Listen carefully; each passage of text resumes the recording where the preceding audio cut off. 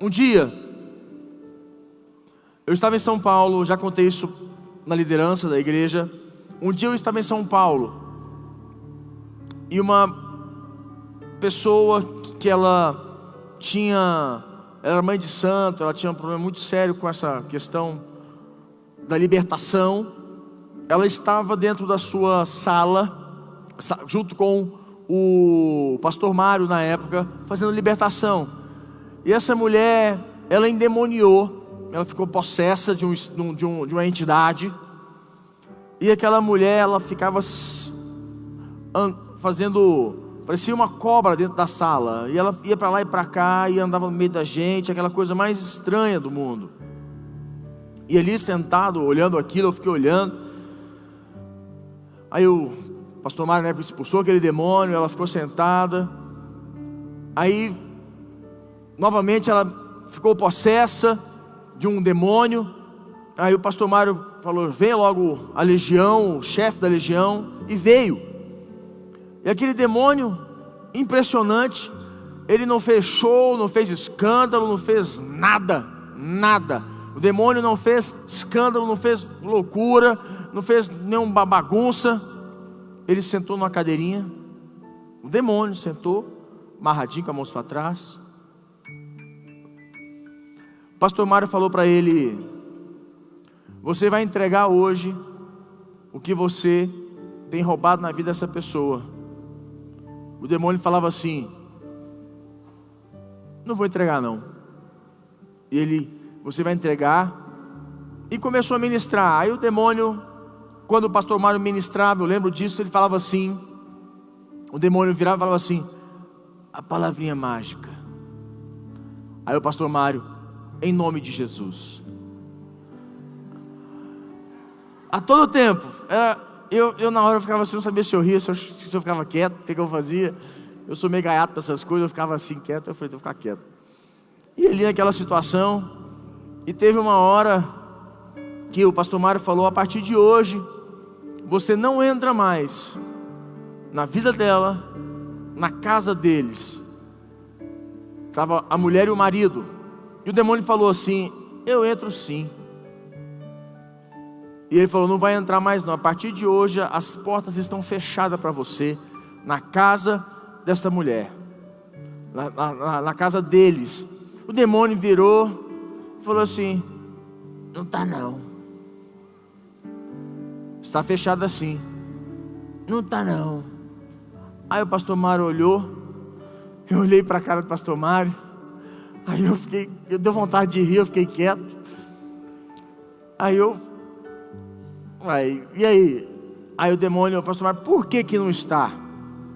Porque eu monto na sogra dele. Eu monto na sogra dele e entro lá através dela. Aí eu fiquei olhando, falei: coitado da sogra. Aí eu falei: a sogra o nego já fala tão mal de sogra. O demônio ainda fala que vai na casa da mulher através da sogra. Eu falei: meu Deus do céu, a sogra, cara, meu Deus. Mas há esperança para as sogras, amém? Vai chegar no fim. Quantas sogras tem aqui? Cadê as sogras? Cadê a sogra? Quantas são sogras aqui? Tá aí, quem mais sogra? Cadê as sogras? No final vocês vão gostar. Aí ele falou, o demônio: não, eu vou entrar na casa dele sim, porque eu monto na sogra dele e entro lá. Quem vai me impedir de eu entrar lá? Aí o pastor Mário: realmente, como é que eu vou impedir o demônio de entrar, porque ele monta na sogra e entra? É complicado. Mas na vida deles você não entra mais. E a palavrinha mágica? Em nome de Jesus. Tá bom. E ali, quando o demônio falou que ia subir na sogra dele, entrar na casa dele, eu comecei a rir. O pastor Mário começou a rir também. Aí o cabra ficou sem graça e falou: minha sogra, ela é meio temperamental, ela é meio complicada, entendeu?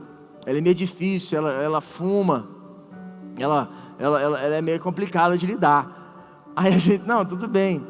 Aí a gente começou a rir, ficou falando: tá bom, não vai entrar mais. Aí o pastor Mário rindo, o demônio falou assim: você está rindo, é? Eu vou entrar na sua também. Aí o Mário: na minha não, está amarrado em nome de Jesus. Aí o demônio: entro sim, porque eu vou também entrar na sua sogra. Vou montar nas costas dela e vou entrar lá. Aí o pastor Mário travou, né? E falou assim, aí ele olhou para mim, falou: realmente minha sogra também não. Aí eu fui meio gaiato na situação, eu falei assim: já que você está entrando na sogra do rapaz, na sogra do fulano, você vai entrar na casa atrás da minha sogra também? Aí o demônio olhou e falou assim: na sua não dá, né? Na sua não dá. Eu falei: mas você não vai entrar na minha sogra? E vai entrar lá em casa? Ele: não, a sua é do branquinho. Eu falei: a minha de quem? É do branquinho. Eu falei: seu capetinha sem vergonha. Eu lembro que eu catei o telefone, liguei para a bispa Lúcia, minha sogra, liguei para ela, falei: bispo, e contei para ela a história. E quando eu falei, o demônio falou que lá em casa ele não entra através da senhora não, porque a senhora é do branquinho. E ela falou: eu sou. E ela batia o pé e ela falava. Eu falei: essa é a minha bispa. Moral da história, o que eu quero falar com você hoje, onde eu quero chegar com você? Efésios capítulo 6, abra comigo. Eu quero abordar com você um tema que é bem simples, mas muito importante para nós. Efésios capítulo 6, no versículo 10, ele fala assim: quanto ao mais, sede fortalecidos no Senhor e na força do seu poder, revestivos de toda a armadura de Deus, para poderdes ficar firmes contra as ciladas do diabo, porque a nossa luta não é contra o sangue e a carne, e sim contra os principados e potestades, contra os dominadores deste mundo tenebroso, contra as forças espirituais do mal nas regiões celestes. Eu tenho ministrado sobre o sobrenatural de Deus, e uma coisa que nós temos que entender, deixa eu te contar uma outra história para você. Deixa eu tentar te contar uma outra história. Um dia, eu e a Priscila, nós estávamos construindo a nossa casa, e chegou um momento onde o diabo começou a agir de uma forma a qual nós começamos a ter uma certa dificuldade. E como que foi? O nosso mestre de obra, uma pessoa muito boa, a equipe de trabalho também é uma equipe muito boa, pedreiro, servente, todo mundo, mas começou a ter uma confusão, uma irritação. E eu chegava na obra, o peão nervoso, o outro falou que ia furar o outro falou que ia bater no outro, estava um peteco na obra. O mestre de obra irritado, falou: eu não vou mais pisar aqui. Eu falei: mas como é que é isso, vai pisar na obra? E todo mundo, estava uma tensão, uma coisa estranha. E eu naquele momento eu pensei: eu vou peitar esses peão, vou botar cada um no seu lugar, vou mostrar como é que funciona, quem é que manda aqui. Porque nosso conceito, o pensamento do homem é: eu estou pagando, vou mostrar para eles quem é que manda, então vai todo mundo para fora, eu vou colocar outro. Aí eu falei: não, peraí, a questão aqui não é contra carne e nem sangue. Quer dizer, o problema que se instalou aqui não é contra o ser humano, contra as pessoas que estão aqui. Eu entendi que era algo espiritual acontecendo. Eu e a Priscila, nós começamos a orar e jejuar. E oramos, jejuamos, oramos e jejuamos. E aquela tensão, aquela situação opressa, baixou, saiu. Os peões melhoraram, a comunicação melhorou, o mestre de obra voltou, as coisas continuaram fluindo.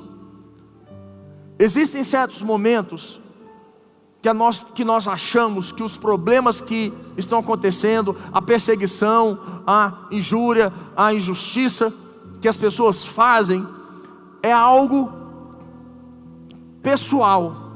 E eu quero dizer para você que é muitas das questões que acontecem nas nossas vidas de perseguição, de injustiça, é nada mais, nada menos do que uma ação demoníaca espiritual, tentando impedir o nosso crescimento, tentando destruir as nossas vidas, tentando tirar de nós, extrair de nós uma reação ignorante e não uma ação de sabedoria. Eu quero dizer para você, você precisa entender que uma das grandes armas contra o diabo é a sabedoria, mas nós vamos ver isso daqui a pouco. Mas onde eu quero começar com você aqui hoje, uma coisa que você precisa entender de antemão, de todas as coisas: o diabo, ele quer que você acredite que ele não existe. O diabo quer que você acredite que ele não está aqui e que ele já está vencido. E eu quero dizer para você que o diabo já está vencido por Jesus Cristo, e por nós ele é vencido diariamente, todos os dias. Jesus já o venceu. Jesus não precisa mais travar batalhas para vencê-lo. A guerra já foi ganha. Nós travamos batalhas todos os dias contra o diabo, contra as ações malignas de Satanás. E eu quero dizer para você que tudo que nós fazemos aqui na terra, toda ação que nós praticamos aqui, ela se movimenta no mundo espiritual, ela age no mundo espiritual. E nós precisamos compreender que a nossa luta, quando a Bíblia diz aqui que a nossa luta não é contra a carne, quando ele diz aqui, olha, quanto ao mais sede fortalecidos no Senhor e na força do seu poder. Quantos conhecem o apóstolo Paulo? Quantos sabem quem é o apóstolo Paulo? Sabem? A Bíblia mostra um momento que o apóstolo Paulo tinha um espinho na sua carne. Por que o apóstolo Paulo tinha um espinho na sua carne? Vamos ler? Eu vou te mostrar, depois a gente vai voltar aqui. Está lá, 2 Coríntios, abra comigo. Deixa eu tentar te mostrar isso aqui. 2 Coríntios, no capítulo 12. 2 Coríntios 12, no versículo 7, ele fala assim: e para que não me ensoberbesse com a grandeza das revelações, foi-me posto um espinho na carne, mensageiro de Satanás, para me esbofetear, a fim de que não me exalte. Por causa disto, 3 vezes pedi ao Senhor que o afastasse de mim. Então ele me disse: a minha graça te basta, porque o poder se aperfeiçoa na fraqueza. De boa vontade, pois mais me gloriarei nas fraquezas, para que sobre mim repouse o poder de Cristo. Pelo que sinto prazer nas fraquezas, nas injúrias, nas necessidades, nas perseguições, nas angústias, por amor de Cristo, porque quando sou fraco, então é que sou. Para aí, deixa eu tentar te explicar aqui. Paulo tinha um espinho na carne. Muitas pessoas acham que era no dedo, no pé, na mão, no ouvido. Paulo tinha um espinho na carne. Só que o espinho na carne de Paulo, muitas pessoas acham que era alguma coisa enfiada, algum espinho mesmo, como é que se fala, posto pelo diabo. O espinho que Paulo tinha, ele fala aqui, no versículo 10, pelo que sinto prazer nas fraquezas, nas injúrias, nas necessidades, nas perseguições, nas angústias. O espinho que ele tinha era isso daqui, eram as fraquezas, as injúrias, as perseguições, as injustiças. Esse era o espinho que ele tinha na carne, era o espinho que ele conduzia. Só que o que acontece? A relação, a Bíblia nos fala para mim, para você, que Jesus veio e venceu o diabo na cruz, e ao ressuscitar, Jesus tomou a chave da vida e da morte. O diabo ele detinha a morte em suas mãos. Quando Jesus veio, morreu na cruz, ele anulou, porque muitas pessoas falam que A ação do diabo é qual? É a opressão, o sofrimento, as necessidades. Isso é o diabo, isso é a ação do mal. Só que Jesus venceu isso foi vencido na cruz. E Jesus, quando ressuscitou, ainda conquistou a chave da morte. Só que Paulo tinha um espinho na carne. O que nós temos que entender, compreender? Paulo compreendeu, Paulo entendeu que aquele espinho, as injustiças, as perseguições, as injúrias, todas essas situações que ele vivenciava, elas o fortaleciam, elas o levavam à presença de Deus, para o altar de Deus. E o homem, muitas das vezes, quando passa por isso, o homem faz o contrário, ele se afasta, ele some, ele sai da presença de Deus. Enquanto Paulo entendeu que enquanto ele vivesse isso, enquanto ele estivesse vivendo aquilo, ele seria forte, porque ele falou: eu me gloriarei nas injúrias. Ele fala aqui, não sou eu que estou falando, ele fala: pelo que me sinto prazer nas fraquezas. Paulo entendeu que quando ele estivesse em Jesus, por isso que a Bíblia tem aquela expressão: em Cristo somos mais que vencedores. Por quê? Porque Jesus já venceu, e nós vencemos junto com Ele. Mesmo que eu e você, nós venhamos a perder alguma batalha no nosso casamento, na nossa vida profissional, na nossa vida emocional, que nós venhamos a perder alguma batalha, nós não perdemos, porque nós já conquistamos elas em Jesus, mas nós perdemos. E o Paulo sabia, Paulo entendeu que aquela condição nada mais era para que ele pudesse sempre estar na dependência de Deus. Deus permitia, por isso que Deus falou para ele: a minha graça te basta. Deus não olhou para Paulo e falou assim: olha, então eu vou tirar esse espinho da sua carne. Não, essa situação, ela não é nada. Deus fala aqui para ele, então, ele fala que por causa disso 3 vezes pedi ao Senhor que me afastasse de mim. Então ele me disse: a minha graça te basta, porque o poder se aperfeiçoa na fraqueza.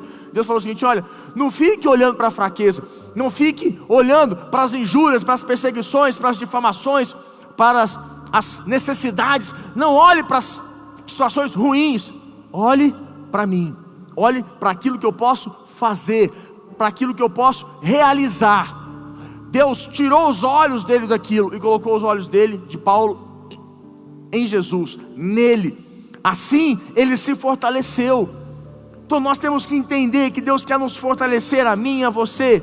Deus quer nos fortalecer, apesar de que as batalhas já estão o quê? Já estão decididas. As batalhas já estão decididas, que é o quê? Nós já vencemos. Porém, o diabo atua no mundo espiritual, uma ação celestial. Ele atua ali no mundo, na ordem celestial, tentando nos impedir, reter o que é nosso, destruir as nossas conquistas. E nós temos que fazer o quê? Manter uma posição. Fala comigo, posição. Qual que é o nosso papel diante disto? Nos mantermos numa posição.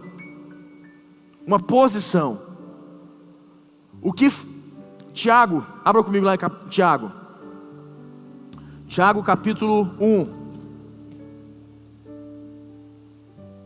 Tiago 4, na verdade, no versículo 7, olha o que ele diz aqui, Tiago 4, versículo 7, de novo determina certo dia,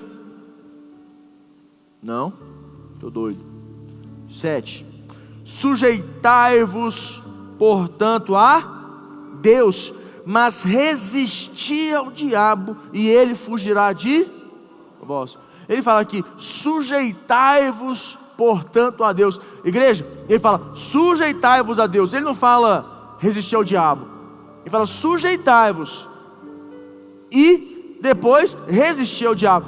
Quando o homem se sujeita a Deus, ele resiste ao diabo. E Paulo entendeu isso. Qual era a única forma de Paulo se manter sujeito a Deus? Colocar o prazer dele nas injúrias, nas difamações, nas necessidades. O que quer dizer isso?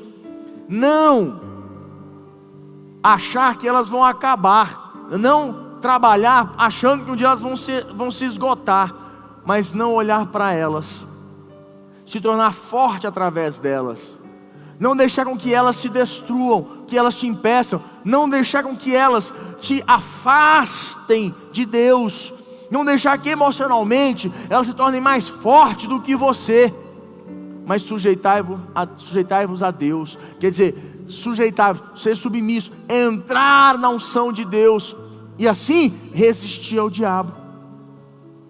Quando eu te contei essa história da Bispa Lúcia, que eu vivi, que eu vivenciei ela em São Paulo, aquilo falou muito comigo.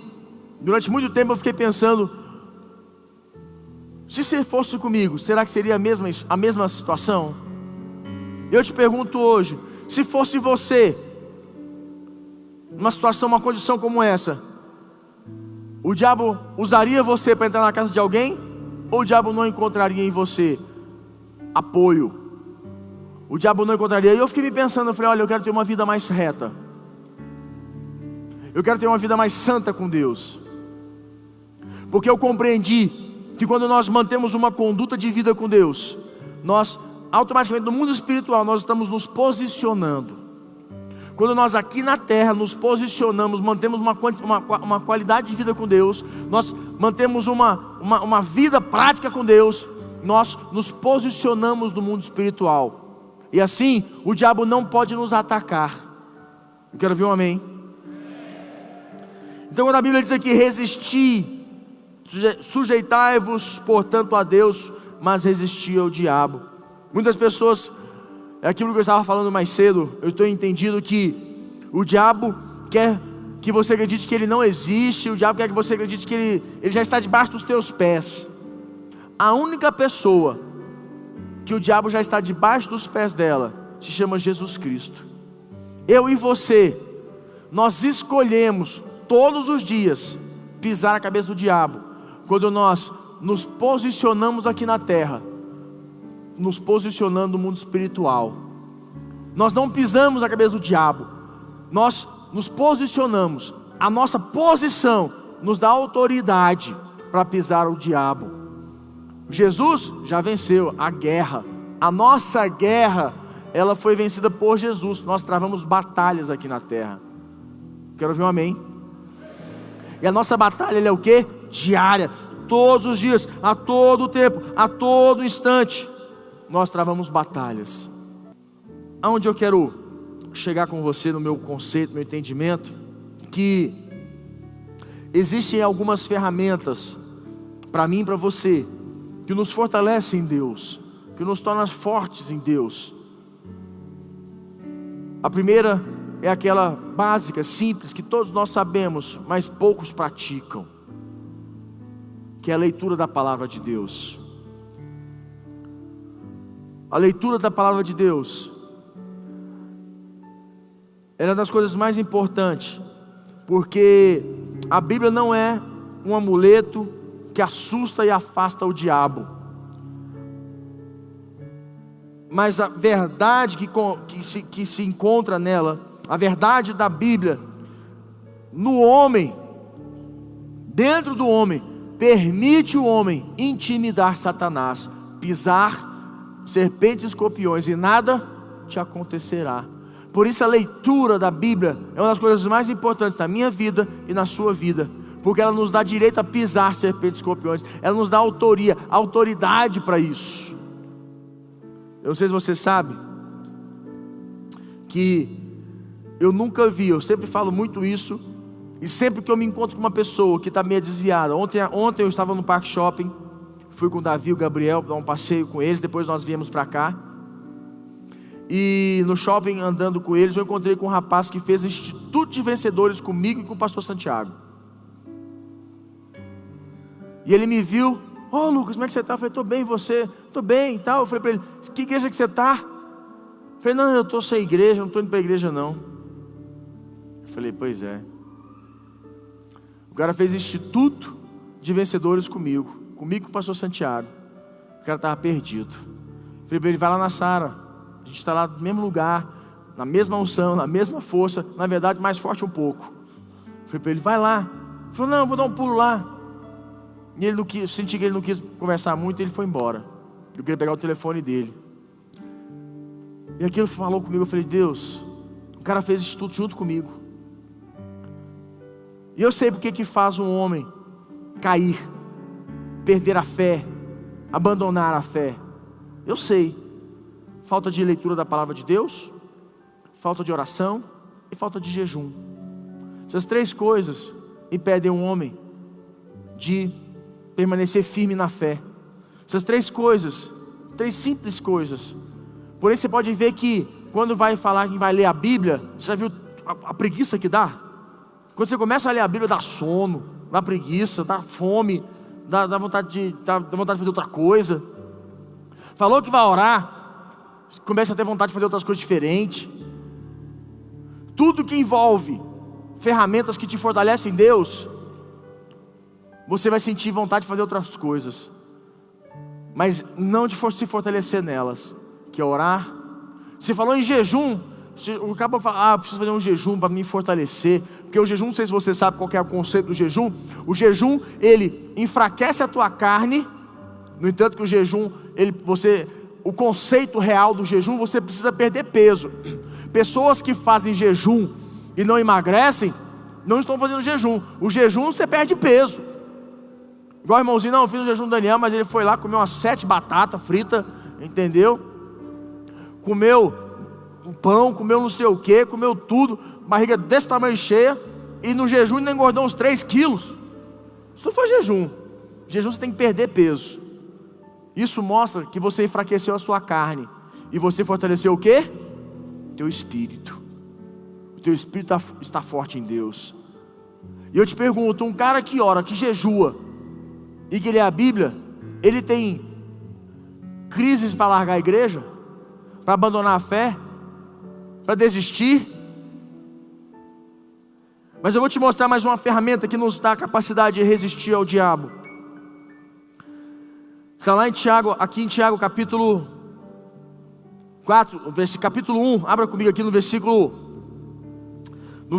5, fala aqui assim: se porém algum de vós necessita de sabedoria, peça a Deus, que a todos dá liberalmente, e nada lhes improspera, e ser-lhe-á concedida. Aqui nesse momento, Tiago está explicando que quando você passar por provações, por dificuldades, por necessidades, peça a Deus sabedoria. E foi exatamente esse momento quando eu vivi na minha casa, que estava muito tenso, e eu não sabia o que eu fazia, se eu confrontava com fulano ou com Beltrano.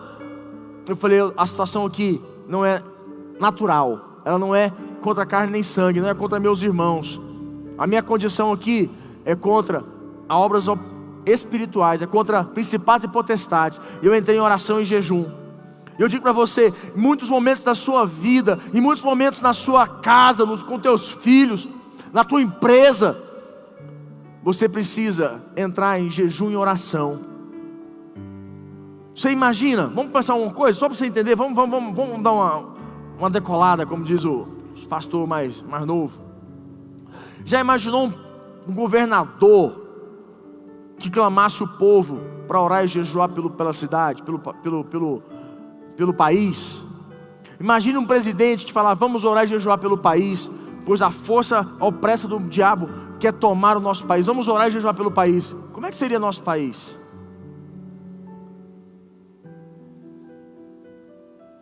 E eu te pergunto, você acha que esses demônios que atuam no país, não atuam no governo, não atuam também na sua casa, não atuam também na tua empresa, na tua mente, no teu coração, não querem atuar? São escalas diferentes, mas eles atuam. E nós temos que estar o quê? Trabalhando, guerreando a todo tempo, para essas batalhas não serem vencidas por eles, mas sim por nós, por mim e por você. Nós temos que trabalhar, nós temos que orar. E muitas, como eu falo para você, aquele momento que você fala, meu casamento está por um fio, meu casamento, eu não sei o que eu faço pelo meu casamento, eu não sei o que eu faço com a vida do meu filho. Tem horas que as situações, elas não são naturais, elas são vencidas espiritualmente. Pois a nossa luta não é contra carne nem sangue, nem sim contra principados e potestades e demônios. Aonde? No ambiente celestial. E aqui em Tiago ele fala o seguinte: dá-me sabedoria. Nós precisamos de sabedoria para resistir o diabo. Porque tem momentos que nós não sabemos, nós não temos o discernimento para saber se é espiritual ou se é natural. Nós temos que ter esse discernimento, a sabedoria que vem do alto, a sabedoria que vem de Deus para as nossas vidas. Para a gente poder vencer essa opressão do mal, essa obra maligna do diabo, que tenta nos impedir de vencer na vida. Isso é interessante, que você começa a falar em demônio, obra do inferno, a quebrar, dá um sono no povo, rapaz, é impressionante. O povo começa a ficar um encostadinho assim no outro, um virado para cá, o outro começa a fazer assim na cadeira. É impressionante. No revisão de vidas é a mesma coisa, vai começar a falar em demônio, o povo começa a ficar com sono, vai beber água, fica meio cansado. Sempre que você atua nessa região, você tem que se fortalecer em Deus. E a minha pergunta é: quantos querem vencer o diabo aqui? Quantos querem resistir o diabo? Quantos querem? Então aprenda uma coisa: aprende a lutar. E por fim, volta comigo aqui em Efésios capítulo 6.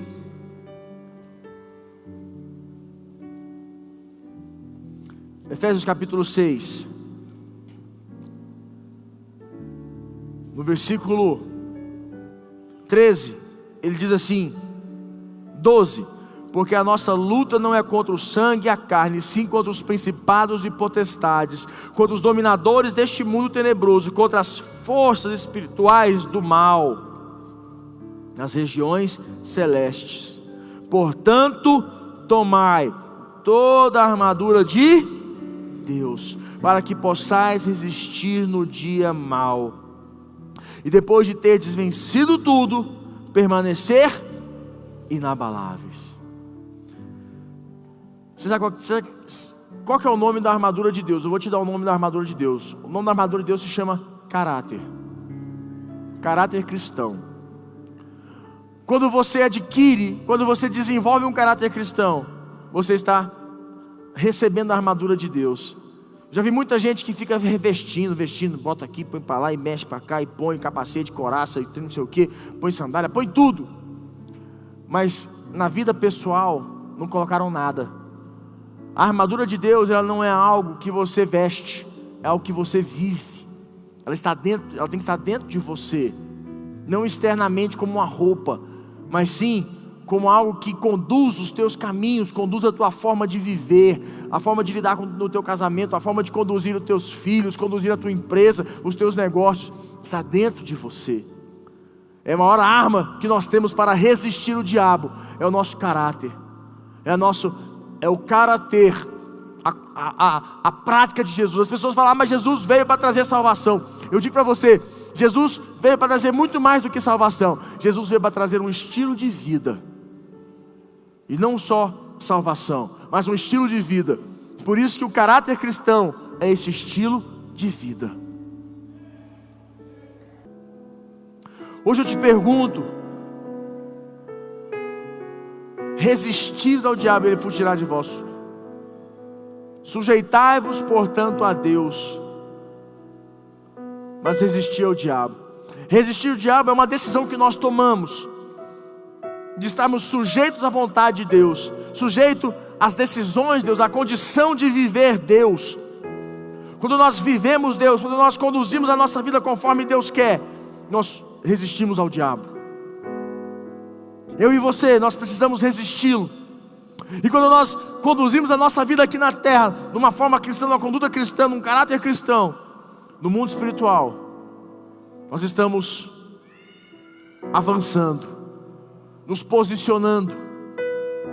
Aí sim, quando nós pisarmos serpentes e escorpiões, nada nos acontecerá. Por quê? Porque no mundo espiritual nós temos autoridade para pisar.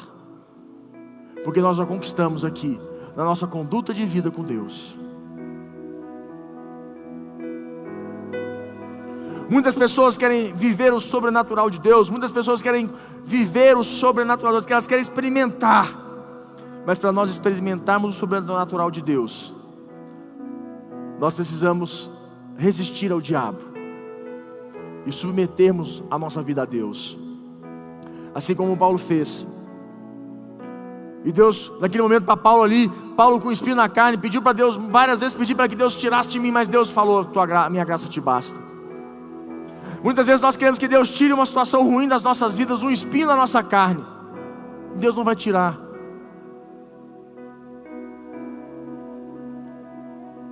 Porque Deus sabe que essa fraqueza te torna forte. Ela te põe no altar. E se Deus tirar ela, coisas piores virão sobre a tua vida.